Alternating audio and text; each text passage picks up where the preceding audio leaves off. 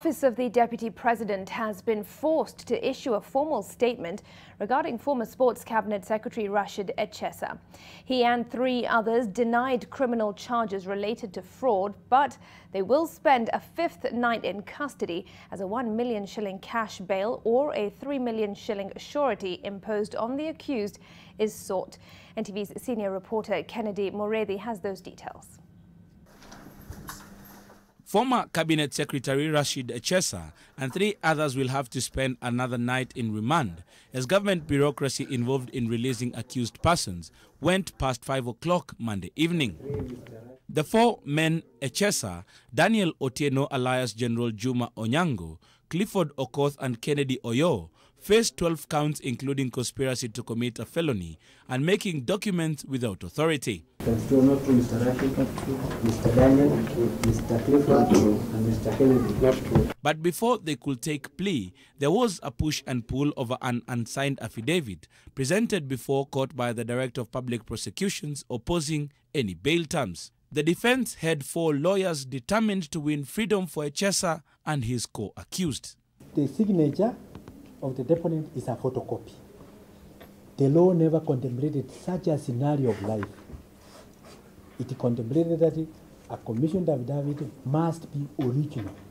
For the prosecution to come and say that they are going to interfere with witnesses, they must show how they come to that conclusion.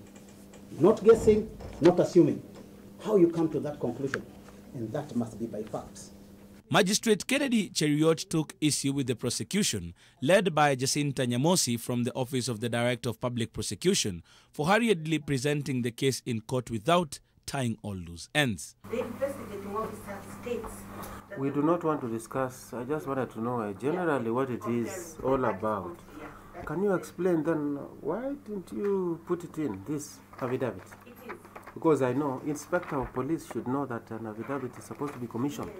If not by a magistrate, by a commissioner for oaths. And there are very many here. The copies and see the copies that are in the file. Could there be others? Yes. The defense capitalized on the blunders that worked against the prosecution's desire to keep the men in custody. Each of the accused to execute a bond of 3 million shillings and avail 1 surety of a similar amount, or alternatively, each is directed to deposit cash bail in the sum of 1 million shillings. But even as the 4 battled their freedom in court, detectives spent the better part of the day tracing their last steps before their arrest on Thursday last week. They once more visited the office of the Deputy President at Harambee Annex to comb through documents as they sought more evidence.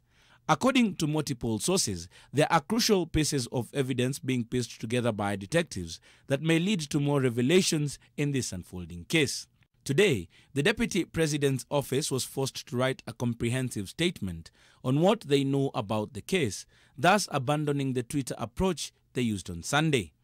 In the 12-point communique, the Communications Secretary David Mugonyi distances officers in the DP's office from any contact with either Echesa or his co-accused, saying none of his close aides were in the office on 13th February when Echesa was arrested. He notes Chief of Staff Ken Osinde, Private Secretary Ruben Mayo, and Personal Assistant Farouk Kibet were not in Harambee House Annex on the material day, as alleged by the media. Thus, the Deputy President considers this a very serious matter involving a government office and being an issue that has recurred in many such offices once investigations expedited devoid of political and media propaganda. The Ministry of Defense has also vehemently distanced itself from the scam, saying, today, investigators and complainants in the matter visited Ulinzi House, that is the Ministry of Defense headquarters, to ascertain the offices and officers they allegedly accessed.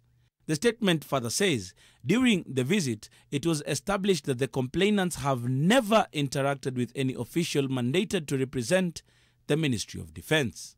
An application by Echesa's lawyers to have a vehicle and 2 firearms belonging to him released was vehemently denied, as the prosecution insisted that they were very crucial pieces of evidence in the ongoing case. The pre-trial has also been set for the 3rd of March. Kennedy Moredi, NTV in Nairobi County.